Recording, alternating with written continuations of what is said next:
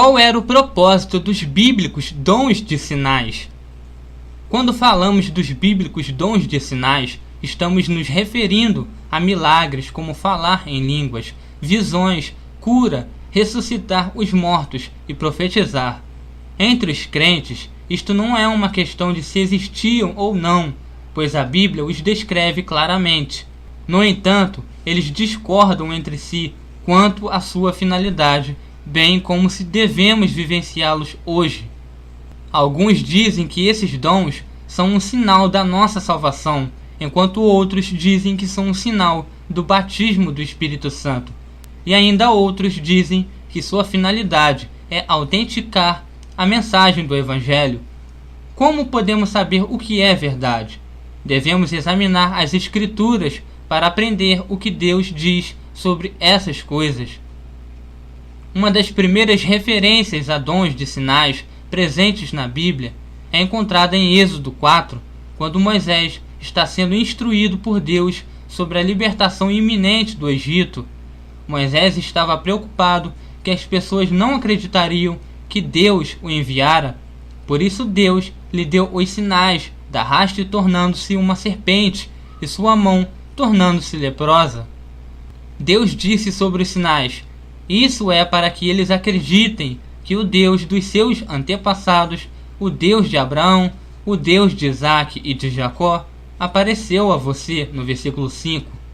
Se as pessoas ainda não acreditassem, Deus disse a Moisés para tirar água do Nilo e derramá-la no chão, onde se tornaria sangue, no versículo 9.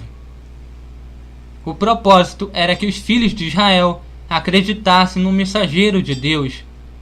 Deus também deu a Moisés sinais milagrosos para mostrar a Faraó, a fim de que o líder egípcio libertasse o povo.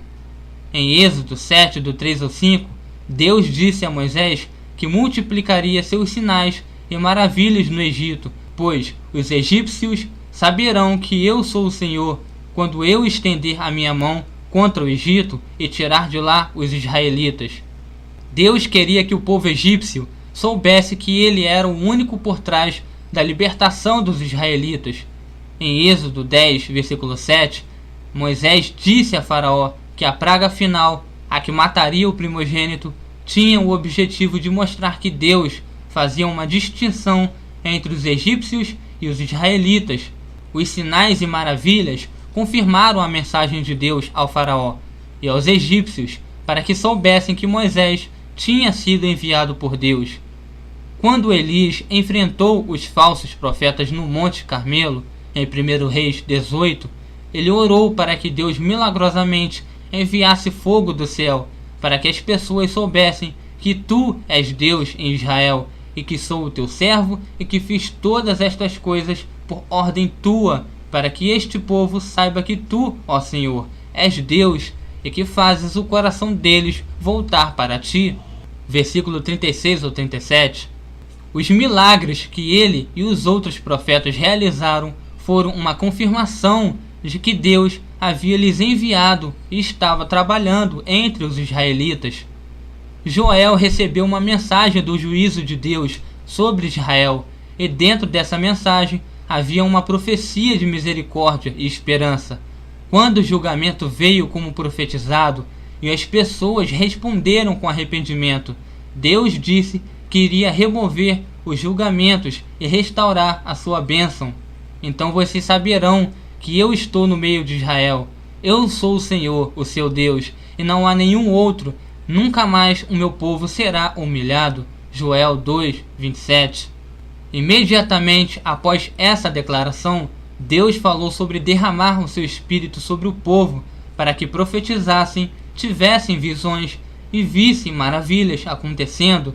Quando os discípulos começaram a falar em línguas no dia de Pentecostes, Atos 2, do 1 ao 21, Pedro declarou: isto é o que foi predito pelo profeta Joel. Qual era o propósito? Que as pessoas soubessem que a mensagem trazida por Pedro e os outros eram realmente de Deus. O ministério de Jesus foi acompanhado por vários sinais e maravilhas. Qual era o propósito de seus milagres? Em João 10, do 37 ao 38, Jesus estava respondendo aos judeus que queriam apedrejá-lo por blasfêmia, e ele disse: se eu não realizo as obras do meu Pai, não creiam em mim, mas se as realizo, mesmo que não creiam em mim, creiam nas obras, para que possam saber e entender que o Pai está em mim e eu no Pai. Assim como no Antigo Testamento, o propósito dos milagres de Jesus era confirmar a mão de Deus em seu mensageiro. Quando os fariseus pediram a Jesus que lhes mostrasse um sinal, Jesus disse: uma geração perversa e adúltera pede um sinal miraculoso, mas nenhum sinal lhe será dado, exceto o sinal do profeta Jonas. Pois assim como Jonas esteve 3 dias e 3 noites no ventre de um grande peixe, assim o Filho do Homem ficará 3 dias e 3 noites no coração da terra. Os homens de Nínive se levantarão no juízo com esta geração e a condenarão, pois eles se arrependeram com a pregação de Jonas. E agora está aqui o que é maior do que Jonas. Mateus 12, do 39 ao 41. Jesus deixou bem claro que o propósito de um sinal era para que as pessoas reconhecessem a mensagem de Deus e respondessem adequadamente. Da mesma forma, em João 4:48, ele disse ao nobre: se vocês não virem sinais e maravilhas, nunca crerão. Os sinais foram uma ajuda para aqueles que tinham dificuldade para acreditar, mas a mensagem da salvação em Cristo era o foco. Esta mensagem de salvação foi descrita por Paulo em 1 Coríntios 1, do 21 ao 23, visto que na sabedoria de Deus o mundo não o conheceu por meio da sabedoria humana. Agradou a Deus salvar aqueles que creem por meio da loucura da pregação. Os judeus pedem sinais miraculosos e os gregos procuram sabedoria. Nós, porém, pregamos a Cristo crucificado, o qual de fato é escândalo para os judeus e loucura para os gentios. Os sinais têm a sua finalidade, mas são um meio para um fim maior, a salvação das almas através da pregação do Evangelho. Em 1 Coríntios 14:22, Paulo afirma claramente que as línguas são um sinal para os descrentes. Deus usou sinais milagrosos como falar em línguas para convencer os incrédulos de que a mensagem de Cristo era a verdade. Mas como o resto do contexto mostra, a coisa mais importante foi a declaração clara da mensagem do Evangelho.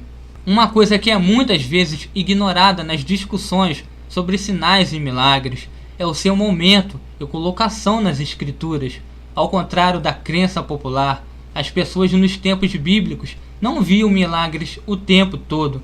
Na verdade, os milagres da Bíblia são geralmente agrupados em torno de interações especiais de Deus com a humanidade. A libertação de Israel do Egito e a entrada na Terra Prometida foram acompanhadas por muitos milagres, mas eles desapareceram logo depois. Durante os últimos anos do reino, quando Deus estava prestes a colocar o povo no exílio, ele permitiu que alguns dos seus profetas fizessem milagres. Quando Jesus veio viver entre nós, ele fez milagres, e no início do ministério dos apóstolos, eles fizeram milagres, mas fora desses momentos, vemos pouquíssimos milagres ou sinais na Bíblia. A grande maioria das pessoas que viveram nos tempos bíblicos nunca viu sinais e maravilhas com seus próprios olhos. Elas tinham que viver pela fé no que Deus já havia lhes revelado. Na igreja primitiva, os sinais e maravilhas eram principalmente centrados na primeira apresentação do Evangelho entre os vários grupos de pessoas. No dia de Pentecostes, lemos que havia judeus tementes a Deus, vindos de todas as nações do mundo, reunidos em Jerusalém. Atos 2, versículo 5. Foi a estes judeus que tinham sido criados em outras terras e falavam línguas estrangeiras, no versículo do 6 ao 11, que o sinal de línguas foi primeiramente dado. Eles reconheceram o que estavam ouvindo em suas línguas nativas sobre as obras maravilhosas de Deus, e Pedro disse-lhes que a única resposta apropriada era de se arrepender de seus pecados, no versículo 38. Quando o Evangelho foi apresentado pela primeira vez entre os samaritanos, Filipe fez sinais e maravilhas, Atos 8, versículo 13. Mas, uma vez Quando Pedro foi enviado a Cornélio, um gentio, Deus deu um sinal miraculoso para confirmar a sua obra. Os judeus convertidos que vieram com Pedro ficaram admirados de que o dom do Espírito Santo fosse derramado até sobre os gentios, pois os ouviam falando em línguas e exaltando a Deus. Atos 10, do 45 ao 46. Quando Pedro foi questionado pelos outros apóstolos, ele deu isso como evidência da direção de Deus, e os outros louvaram a Deus, dizendo: então Deus concedeu arrependimento para a vida, até mesmo aos gentios. Atos 11, versículo 18. Em todos os casos, os dons de sinais foram uma confirmação da mensagem e do mensageiro de Deus, para que as pessoas pudessem ouvir e crer. Uma vez que a mensagem foi confirmada, os sinais desapareceriam.